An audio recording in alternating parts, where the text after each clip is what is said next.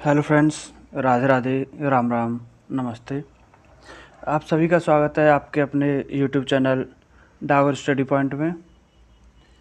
आज की क्लास में हम करंट अफेयर को आगे बढ़ाएंगे और देखेंगे आज की करंट अफेयर में क्या है। उससे पहले आइए देखते हैं कुछ मोटिवेशनल लाइनें। उम्र थका नहीं सकती, ठोकरें गिरा नहीं सकती। देखिए क्या शानदार लाइन है, और जो पीछे बैकग्राउंड है उस पर ज़रूर गौर कीजिएगा कि उम्र थका नहीं सकती, ठोकरें गिरा नहीं सकती। अगर जिद हो जीतने की तो हार भी हरा नहीं सकती। दोस्तों, अगर हमारे अंदर जीतने की जिद बनी हुई है तो हमें कोई भी चीज़ ऐसी नहीं है जो हरा दे। तो आइए इसी के साथ हम अपनी क्लास शुरू करते हैं। आज की क्लास हो सकता है थोड़ी लेंथी हो जाए, लेकिन सारे क्वेश्चन एकदम आपको टॉप क्लास वाले मिलेंगे कि जिनमें से कहीं ना कहीं आपको निश्चित ही किसी न किसी परीक्षा में क्वेश्चन आपका आएगा। आज की क्लास से मैं गारंटी ले रहा हूँ कि 2 से 3 क्वेश्चन हर परीक्षा में आएंगे। ये मेरा एकदम आपसे वादा है, गारंटी है कि आज की जो क्लास है उससे 2-3 क्वेश्चन अवश्य ही आएंगे। तो आइए शुरू करते हैं आज की क्लास को। हमारा पहला क्वेश्चन है, क्यूएस वर्ल्ड यूनिवर्सिटी रैंकिंग 2024 में शामिल टॉप 10 में एकमात्र एशियाई संस्थान। इसका सही उत्तर है नेशनल यूनिवर्सिटी ऑफ सिंगापुर। ये सिंगापुर की यूनिवर्सिटी है जो 2024 की वर्ल्ड यूनिवर्सिटी रैंकिंग में टॉप 10 में शामिल है। और भारत की अगर किसी यूनिवर्सिटी की बात की जाए तो बॉम्बे, आईआईटी बॉम्बे जो है वो 149वें नंबर पर है इसमें, और भारत में पहले नंबर पर है। अगला क्वेश्चन है, भारतीय राजमार्ग नेटवर्क में विश्व में दूसरा स्थान किसका है? राष्ट्रीय राजमार्ग नेटवर्क में, यानी विश्व में सबसे ज़्यादा राष्ट्रीय राजमार्ग कहाँ हैं? तो पहले स्थान पर अमेरिका है, दूसरे स्थान पर अपना प्यारा भारत है, और तीसरे स्थान पर चीन है। तो ये डाटा देख लीजिए, भारत में 1.45 लाख किलोमीटर राष्ट्रीय राजमार्ग है। अगला क्वेश्चन है, प्रोजेक्ट टाइगर। प्रोजेक्ट टाइगर के बारे में आपको बता दूं कि प्रोजेक्ट टाइगर के 50 वर्ष अभी हाल में पूरे हुए हैं, जिस पर कर्नाटक में एक कार्यक्रम आयोजन हुआ था प्रोजेक्ट टाइगर के ऊपर ही। भारत में अब तक कुल 3167 टाइगर हैं। ये वाला फैक्ट थोड़ा याद रखने वाला है कि अगर पूछ लिया जाता है भारत में कितने टाइगर हैं तो 3167, 3167, 3167 इतने टाइगर इंडिया में। आइए जानते हैं अगला क्वेश्चन। अगला क्वेश्चन है क्वेश्चन नंबर 4। हाल ही में बेल ग्रॉन मीट को हाल ही में लैब ग्रॉन मीट को प्रयोग और उत्पादन को मंजूरी देने वाला दुनिया का दूसरा देश। जो मीट लैब में तैयार होती है उस मीट का उत्पादन के लिए और प्रयोग के लिए मंजूरी देने वाला दूसरा देश कौन है? अमेरिका। इससे पहले सिंगापुर ने इससे पहले इसको मंजूरी दी थी, और अब मंजूरी देने वाला दूसरा देश अमेरिका बन गया है। ये मीट लैब में तैयार होती है और कोशिका के संवर्धन से इस मीट को तैयार किया जाता है। अगला क्वेश्चन है, जॉन बैरिस्टर का हाल ही में निधन हुआ है, वह किससे संबंधित थे? जॉन बैरिस्टर कौन थे, इसी के बारे में पूछा गया जिनका हाल ही में निधन हुआ है। तो इसका सही उत्तर है वैज्ञानिक। जॉन बैरिस्टर एक वैज्ञानिक थे जिन्होंने लिथियम आयन बैटरी का आविष्कार किया था। 101 वर्ष की आयु में जॉन बैरिस्टर साहब का निधन हो गया है। 2019 में जॉन बैरिस्टर साहब को रसायन का नोबेल पुरस्कार मिला था। रसायन का जो नोबेल पुरस्कार है 2019 में जॉन बैरिस्टर साहब को मिला था लिथियम आयन बैटरी के लिए। और मैं एक फैक्ट बता दूं कि जॉन बैरिस्टर साहब जो हैं ये नोबेल पुरस्कार पाने वाले सबसे अधिक उम्रदराज व्यक्ति, लगभग मान लो इन्हें 97 के आसपास इनकी उम्र होगी तब जाके इन्हें मिलाते हैं। आइए देखते हैं अगला क्वेश्चन। हाल ही में मैरीलेबॉन क्रिकेट क्लब ने विश्व क्रिकेट समिति में किस भारतीय महिला क्रिकेटर को शामिल किया है? इसका सही उत्तर होगा झूलन गोस्वामी। झूलन गोस्वामी को अभी मैरीबॉर्न क्रिकेट क्लब में शामिल किया गया है, और झूलन गोस्वामी के अलावा 2 अन्य खिलाड़ियों को, हीथर नाइट और इयान मॉर्गन, दोनों इंग्लैंड के, इनको भी इसमें शामिल किया गया है। आइए इससे संबंधित कुछ अन्य फैक्ट देखते हैं कि वर्ल्ड क्रिकेट समिति का अध्यक्ष कौन है? माइक गेंटिक। इसमें कुल सदस्य कितने हैं? 14। और इसमें अन्य भारतीय सदस्य कौन है? अभी तो झूलन गोस्वामी को शामिल किया, लेकिन इनसे पहले कौन सदस्य था? तो उसमें बंगाल टाइगर सौरव गांगुली का नाम आता है। अगला क्वेश्चन है कि उत्तर प्रदेश के किस उत्पाद को जीआई टैग उत्तर प्रदेश के किस उत्पाद को जीआई टैग प्राप्त हुआ है? अभी मैं आपको बता दूं, उत्तर प्रदेश के 7 उत्पादों को जीआई टैग प्राप्त हो चुका है। उनमें से प्रमुख है अमरोहा की ढोलक, महोबा का गोरा पत्थर और मैनपुरी की तारकसी। इन 3 के अलावा 4 और हैं। तो आपको याद रखना है कि 7 को मिला है, और ये उन 7 में 3 ये ज़्यादा इंपॉर्टेंट है, अमरोहा की ढोलक, महोबा का गोरा पत्थर और मैनपुरी की तारकसी। जीआई टैग से रिलेटेड अन्य फैक्ट देखते हैं कि जीआई टैग 1999 एक्ट से लागू हुआ था। वाणिज्य उद्योग मंत्रालय इसे जारी करता है। 10 वर्ष के लिए जीआई टैग मिलता है, और पहला जीआई टैग दार्जिलिंग की चाय को मिला था। ये याद करने वाला इम्पोर्टेंट है कि पहला जो जीआई टैग है वो किसे मिला था? दार्जिलिंग की चाय को। आइए देखते हैं अगला क्वेश्चन। अगला क्वेश्चन है, हाल ही में हेमिस त्सेचु महोत्सव कहाँ मनाया है? हेमिस त्सेचु ये लद्दाख में मनाया गया है। आपको पता है हेमिस राष्ट्रीय उद्यान भी है, तो हेमिस राष्ट्रीय उद्यान कहाँ है? वो भी लद्दाख में। तो उसी हिसाब से हमें ये अंदाज़ा लगाना चाहिए कि हेमिस त्सेचु महोत्सव कहाँ मनाया गया? लद्दाख में। भारत का सबसे बड़ा राष्ट्रीय उद्यान कौन सा है? हेमिस राष्ट्रीय उद्यान। हेमिस राष्ट्रीय उद्यान जो है भारत का सबसे बड़ा राष्ट्रीय उद्यान है। आइए जानते हैं अगला क्वेश्चन। हाल ही में अपराधियों के खिलाफ ऑपरेशन कन्विक्शन किसने प्रारंभ किया? इसका सही उत्तर होगा उत्तर प्रदेश पुलिस। ये हमारी उत्तर प्रदेश पुलिस द्वारा एक ऑपरेशन कन्विक्शन शुरू किया गया है। इसमें अपराधियों को तीव्र गति से सज़ा दिलाने का काम किया जाएगा। देखिए, ऐसा है कि सुनते आ रहे हैं और आपने भी काफ़ी सुना होगा कि काफ़ी सारे मामले न्यायालय में लंबित चलते रहते हैं, उनमें से अपराधियों को सज़ा नहीं होती है। उसी वजह से अपराधी लगातार अपराध करते रहते हैं और उनके हौसले बुलंद रहते हैं। लेकिन हमारी उत्तर प्रदेश पुलिस ने एक अभियान चलाया है, ऑपरेशन कन्विक्शन। इसके तहत जो अपराधी हैं उन्हें तीव्र गति से पैरवी करके, अब जो अपराध हैं उनमें तीव्र गति से पैरवी करके और कोर्ट के सामने साक्ष्य संकलन करते हुए सारी कार्रवाई जल्दी से जल्दी पूर्ण करके अपराधियों को सजा दिलाना है। इसमें ज़्यादातर महिला संबंधी और बच्चों संबंधी अपराधों में, और जो एसआर केस होते हैं जघन्य अपराध, उनमें ये ऑपरेशन पर कार्रवाई होगी पहले शुरुआत में, बाद में अन्य चीज़ों पर भी कार्रवाई होगी। आइए जानते हैं अगला क्वेश्चन। हमारा अगला क्वेश्चन है, पहले प्रीमियर हैंडबॉल लीग 2023। तो जो पहला प्रीमियर हैंडबॉल लीग है ये इम्पोर्टेंट क्यों है? क्योंकि ये पहला है। अगर ये तीसरा, चौथा, पाँचवा हो तो इतना इम्पोर्टेंट नहीं होता, लेकिन ये पहला इसलिए इम्पोर्टेंट है। उसके जान लेते हैं। इसका विजेता कौन है? महाराष्ट्र आयरनमैन। यानी आयरनमैन ये टीमों के नाम रखे गए हैं, वैसे आपको शॉर्ट में याद रख सकते हो कि इसका विजेता है महाराष्ट्र और इसका उपविजेता है उत्तर प्रदेश। इसमें गोल्डन बॉल मिली है सुखबीर सिंह को जो उत्तर प्रदेश के खिलाड़ी हैं, और गोल्डन ग्लव्स मिला है राहुल को जो तमिलनाडु के खिलाड़ी हैं। आइए जानते हैं अगला क्वेश्चन है। अगला क्वेश्चन है कि पहला कला क्रांति लाइफ टाइम अचीवमेंट पुरस्कार किसे प्रदान किया गया है? इसका सही उत्तर होगा पंडित बी.डी. बाउल को। पहला कला क्रांति लाइफ टाइम, ये भी पहला है तो इसलिए ये भी याद रखना जरूरी है। इसका सही उत्तर है बी.डी. बाउल। अगला है, यूट्यूब का नया CEO कौन है? नील मोहन। ये याद कर लीजिए, ज़्यादातर सभी लोग यूट्यूब को यूज़ करते हैं, और परीक्षा भी नहीं, जनरल अगर हम 4 लोगों के बीच में हो तो वहाँ भी हर कोई कह देता है कि भाई तू बहुत यूट्यूब चलाता है, बड़ा यूट्यूब में लगा रहता है, बता यूट्यूब का CEO कौन है? तो हमें पता होना चाहिए इस चीज़ के बारे में कि यूट्यूब का CEO नील मोहन है। अगला क्वेश्चन है, ऊर्जा संक्रमण सूचकांक 2023 में भारत का स्थान। इसमें भारत का स्थान 67वां है। पहले स्थान पर स्वीडन है और कुल देशों की संख्या 120 है। 120 देशों की ये सूची तैयार की है, जिसमें स्वीडन पहले स्थान पर और भारत का स्थान 67वां है। अगला क्वेश्चन है 14वां, भारतीय स्टार्टअप के लिए मिश्रित रियल्टी फंड किसने लॉन्च किया है? मिश्रित रियल्टी फंड ये लॉन्च करने वाला कौन है? मेटा। ये मेटा कंपनी है, और मेटा के अंदर ही फेसबुक, व्हाट्सएप, मेटा ये सारी चीज़ें आती हैं, इंस्टाग्राम। तो ये मेटा ने भारतीय स्टार्टअप के लिए मिश्रित रियल्टी फंड को स्टार्ट किया है। आइए जानते हैं अगला क्वेश्चन।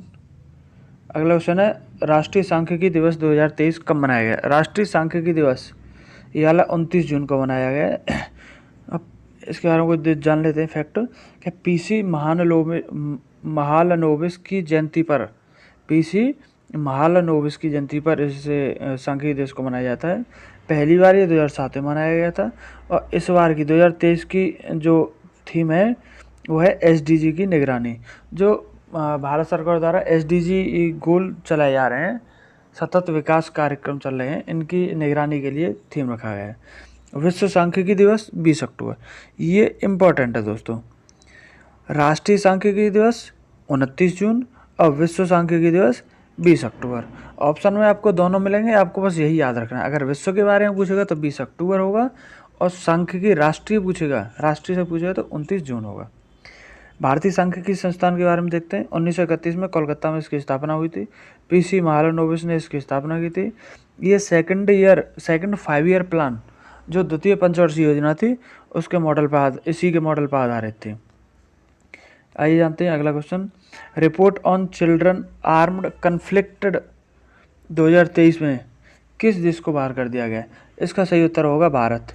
अब आप कह रहे होंगे कि ये कौन सी रिपोर्ट है जिसमें भारत को बाहर ही कर दिया है, ऐसा क्या हो गया? तो मैं आपको बता दूं, ये report on children armed conflicted 2023 है। मतलब बच्चों से संबंधित है कि कहाँ बच्चों पर कितने अपराध होते हैं, बच्चों के खिलाफ होने वाले अपराध, हिंसा के बारे में है।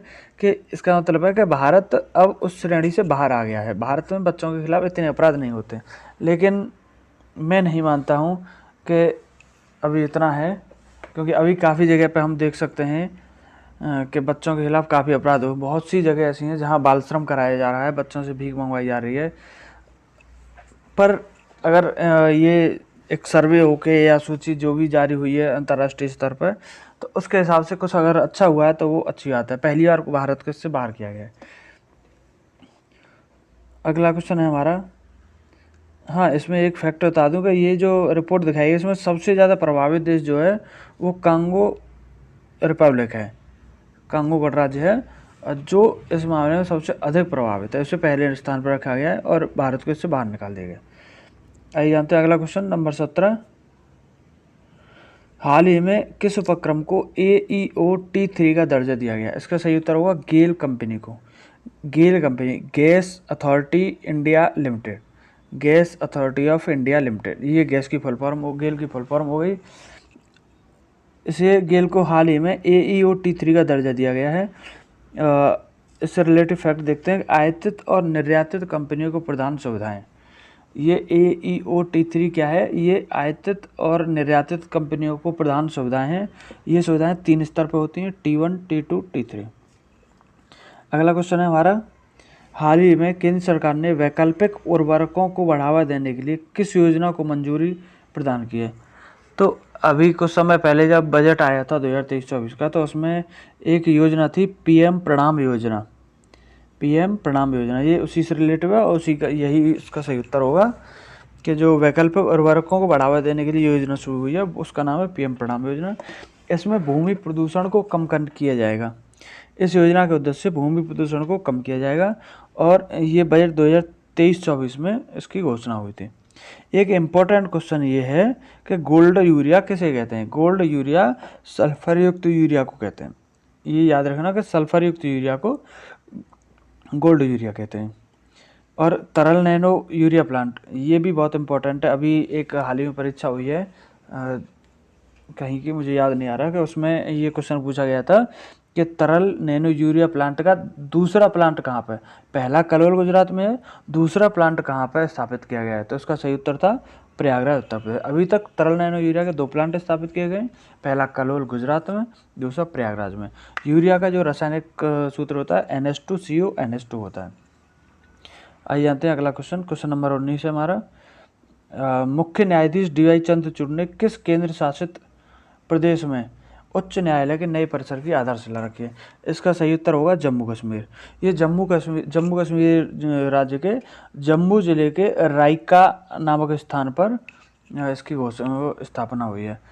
वर्तमान में भारत में कुल 25 हाई कोर्ट हैं और हाई कोर्ट किस अनुच्छेद के तहत रिट जारी करता है? 226 अनुच्छेद के तहत हाई कोर्ट रिट जारी करता है। ये देखी जाए कि भारत में कितने हाई कोर्ट हैं? 25 हैं। इन 25 में से ये देखेगा कितने केंद्र शासित प्रदेशों में हाई कोर्ट है, तो अब तक 2 थे लेकिन अब 3 हो गए। 3 कौन से? दिल्ली, पुडुचेरी और J&K। अब ये 3 हो गए, पहले दिल्ली और पुडुचेरी थे। हमारा आज का अगला क्वेश्चन है क्वेश्चन नंबर 20। यूनेस्को की विश्व धरोहर स्थलों की प्रदर्शनी बैंकिंग ऑन वर्ल्ड हेरिटेज का आयोजन कहाँ हुआ है? इसका सही उत्तर होगा नई दिल्ली में।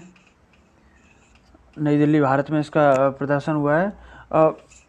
भारत में कुल कितने विश्व विरासत स्थल हैं? 40। अब ये 40 किस प्रकार के हैं? तो इनमें आइए देखते हैं। ये 40 हैं जो 32 सांस्कृतिक हैं, 7 प्राकृतिक हैं और 1 मिश्र है। ये याद रखने वाली चीज़ है कि भारत में कितने विश्व विरासत स्थल हैं? 40, और 40 में 32 सांस्कृतिक, 7 प्राकृतिक और 1 मिश्रित है। आइए जानते हैं आज का अगला क्वेश्चन। क्वेश्चन नंबर 21 है। हाल ही में चर्चा में रही पुस्तक रॉ हिटमैन के लेखक कौन है? इसका सही उत्तर है एस हुसैन जैदी। एस हुसैन जैदी। ये रॉ हिटमैन मेरा रोहित शर्मा हिटमैन नहीं है, ये RAW रॉ जो आपकी इंटर एजेंसी है, खुफिया एजेंसी है, उससे संबंधित है। एक पुस्तक लिखी है रॉ हिटमैन, उसके लेखक एस हुसैन जैदी। और ये रॉ एजेंट लक्ष्मण सिंह की कहानी, ये जो रॉ हिटमैन है ये लक्ष्मण सिंह है, रॉ एजेंट उनकी एक कहानी है इस किताब के अंदर। अगला क्वेश्चन देखते हैं। एशियाई कबड्डी चैंपियनशिप 2023 का आयोजन कहाँ हुआ? इसका आयोजन दक्षिण कोरिया के बुसान शहर में हुआ। इसका विजेता भारत हुआ है 8वीं बार हुआ है, और ईरान इसका विजेता। ये नवा संस्करण था जिसमें 8वीं बार भारत जीत गया है, 1 बार ईरान जीता था। भारत के इसमें कप्तान पवन सहरावत थे, जो कि प्रो लीग में आप लोग अक्सर देखा करते हैं। आज का हमारा अगला क्वेश्चन 23 नंबर। हाल ही में किस देश ने पहली बार घरेलू हायर सैनिक ग्लाइड वाहन VMAX का सफल परीक्षण किया? इसका सही उत्तर होगा फ्रांस। ये हाइपरसोनिक ग्लाइड वाहन VMAX, इसका परीक्षण फ्रांस ने किया। ये क्या है कि ये हवा में बहुत तेज़ गति से चलने वाला वाहन है और हवा में अपनी दिशा बहुत जल्दी बदल देता है। हाइपरसोनिक यदि कोई गति ध्वनि की गति से 5 गुना तेज गति से चलती है तो वो हाइपरसोनिक गति होती है। ध्वनि की गति को मैक में नापते हैं, ये याद रखने वाली चीज़ है कि ध्वनि की गति को हम मैक में नापते हैं। अब 3 तरीके की मिसाइल वगैरह ये जो बनाई जाती हैं गति के हिसाब से, सबसोनिक, सुपरसोनिक, हाइपरसोनिक। हाँ, भारत में कोई भी हाइपरसोनिक अभी तक मिसाइल या कोई भी अभी नहीं है, सब भारत में सुपरसोनिक तक हैं।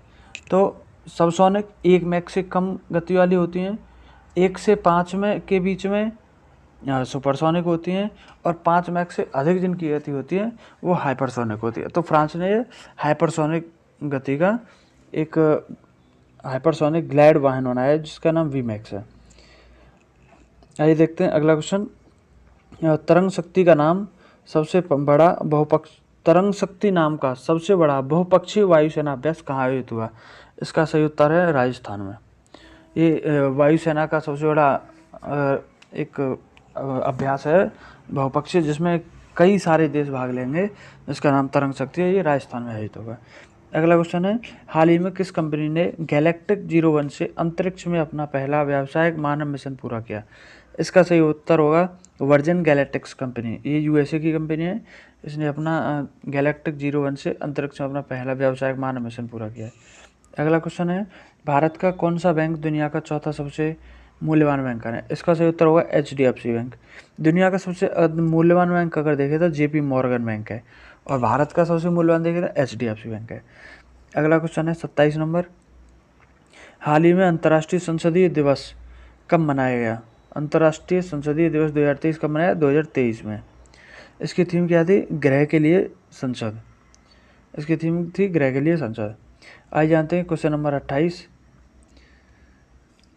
हाल ही में किस राज्य ने वन टैप वन ट्री अभियान प्रारंभ किया है? इसका सही उत्तर होगा उत्तर प्रदेश सरकार ने। उत्तर प्रदेश सरकार ज़्यादातर इसी तरीके अभियान शुरू कर रही है, one tap one tree, one nation one पहचान, वन डिस्ट्रिक्ट वन प्रोडक्ट। तो उत्तर प्रदेश सरकार इन चीज़ों में थोड़ा आगे चल रही है। इसकी शुरुआत 1 जुलाई 2023 से हुई है। और सीएम योगी आदित्यनाथ सीएम योगी आदित्यनाथ जी द्वारा इसको प्रारंभ किया गया है। अगला क्वेश्चन है, फीफा की विश्व रैंकिंग में भारत की फुटबॉल टीम को कौन सी रैंक है? इसका सही उत्तर होगा 100वीं रैंक। अब तक भारत 101वीं रैंक पर था। रैंक पर था, लेकिन अभी एक कॉन्टिनेंटल कप हुआ है जिसमें लेबनान को हराकर भारत ने कॉन्टिनेंटल कप को जीता है, जिसके बाद भारत की रैंकिंग 100वीं हो गई है। अगला क्वेश्चन है question number 30, national geographical picture of the year 2023 का अवार्ड किसे प्रदान किया गया है? इसका सही उत्तर है dance of the eagle. Dance of the eagle को national geographical picture of the year 2023 का अवार्ड मिला है। अगला क्वेश्चन है, यूके इंडिया अवार्ड में global Indian icon of the year पुरस्कार किसे दिया गया मिला है? इसका सही उत्तर होगा Mary Kom. Global India award UK India award में global Indian icon award Mary Kom को मिला है। आज का अगला और अंतिम क्वेश्चन है, हाल ही में किस राज्य ने जगन्नाथ अम्मा बोधि योजना का प्रारंभ किया है? देखिए, इसे याद रखने का तरीका कि जगन्नाथ अम्मा बोधि योजना ये आंध्र प्रदेश सरकार में हुई है। तो आंध्र प्रदेश में हुई है, तो आंध्र प्रदेश के सीएम कौन है? जगन्नाथ रेड्डी। तो उन्हें आंध्र प्रदेश में जगन्नाथ के नाम से जाना जाता है, इसलिए याद रख सकते हैं कि जगन्नाथ अम्मा बोधि कहाँ की योजना है? जगन्नाथ की। और जगन्नाथ कहाँ के सीएम है? आंध्र प्रदेश के। इस योजना में कक्षा 1 से 12 तक के बच्चों की विद्यालय में 75% अटेंडेंस होने पर उनकी माँ को 15,000 रुपये मिलेंगे। अब जो बच्चे नहीं पढ़ना चाहते हैं, नहीं जाना चाहते हैं, उनके परिवार वालों को ये एक योजना से जोड़ा जा रहा है कि अगर आपके बच्चे स्कूल जाएंगे तो आपको 15,000 रुपये, यानी वो भी माँ को, पिता को नहीं, माँ को मिलेंगे 15,000 रुपये। अब 15,000 रुपये मिलेंगे वो तो अच्छी बात है, लोग ऐसे सब एडमिशन का, लेकिन कब मिलेंगे? जब बच्चे की अटेंडेंस 75% होगी। तो क्या होगा कि माँ अपने पापा परियों को और माँ अपने मगरमच्छों को डंडे से पीट के स्कूल भेजेंगे कि जाओ बेटा, हमें 15,000 चाहिए सरकार से, तो 75%। और इसी बहाने साक्षरता दर जो है हमारी बढ़ जाएगी। तो इसी के साथ मैं आज की अपनी क्लास को समाप्त करता हूँ। आज की वीडियो आपको हमारी कैसी लगी, इस बारे में वीडियो के बारे में कमेंट करके हमें कमेंट बॉक्स में ज़रूर बताना। और वीडियो अगर अच्छी लगी हो तो लाइक शेयर अवश्य करना। आपका एक एक लाइक हमें ऊर्जा देता है, और इसी ऊर्जा के बदौलत ही हम नई ताजगी और जोश के साथ आगे क्लास लेके आते हैं। तो इसी के साथ मैं आपसे विदा लेता हूँ। सभी को राधे राधे, राम राम, नमस्ते।